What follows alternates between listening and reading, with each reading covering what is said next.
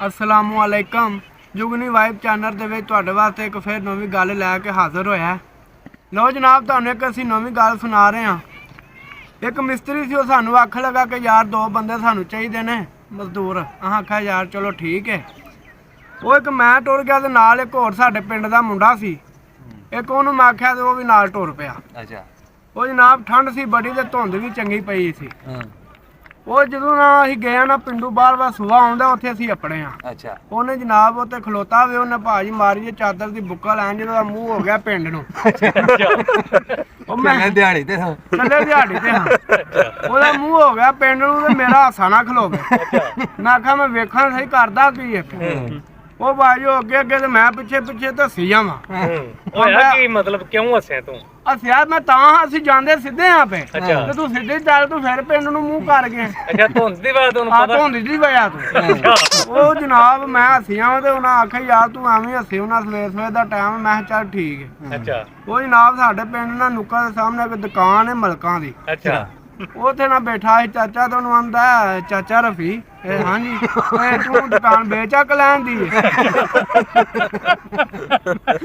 आंदा कोई अकल दा इलाज करा।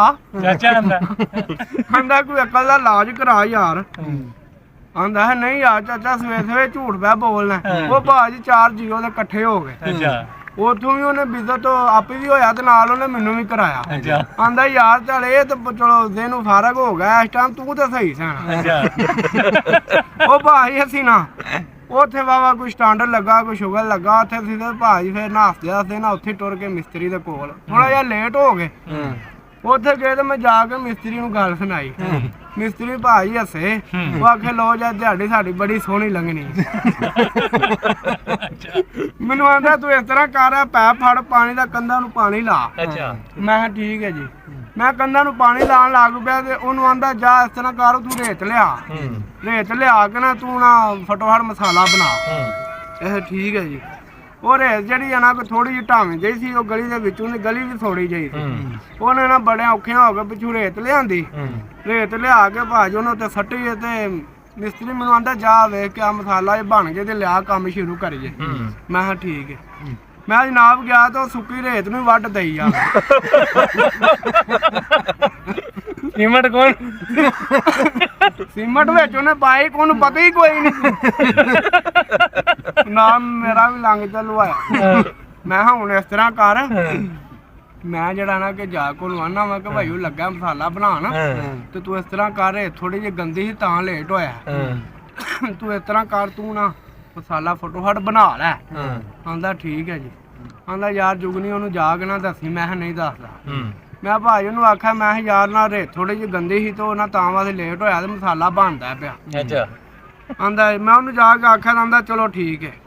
15-20 मिनट गए तो मैं गया भाई वो रेत पै छाने।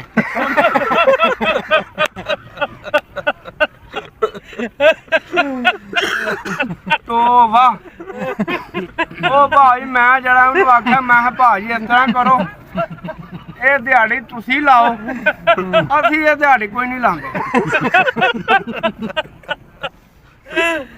मैं यार गल सुनो, तू टाइम वेख 11 बज गए। ठीक है, तेरे हुण मसाला बनांदे ओनू देंदे अल्लाह दे बंदे 12-1 बज जाण। अच्छा, ते ना कि सारी दिहाड़ी उन्हें रात नूं सानूं 7-8 बजे तक वाहना ते उन्हें दिहाड़ी भी सानूं वो हिसाब दी देनी। अच्छा, मैं नहीं सानूं नहीं वारा दा। मैं भा मैं ना कोई दिहाड़ी लाई है ते ना मैनूं लोड़ है लाण दी। मैं तू कल्ला ही भा इहदे नाल सिर खपा। मेरा दिन तू सवेर दी पागल कर छड़िया ते अगे तू पागल है।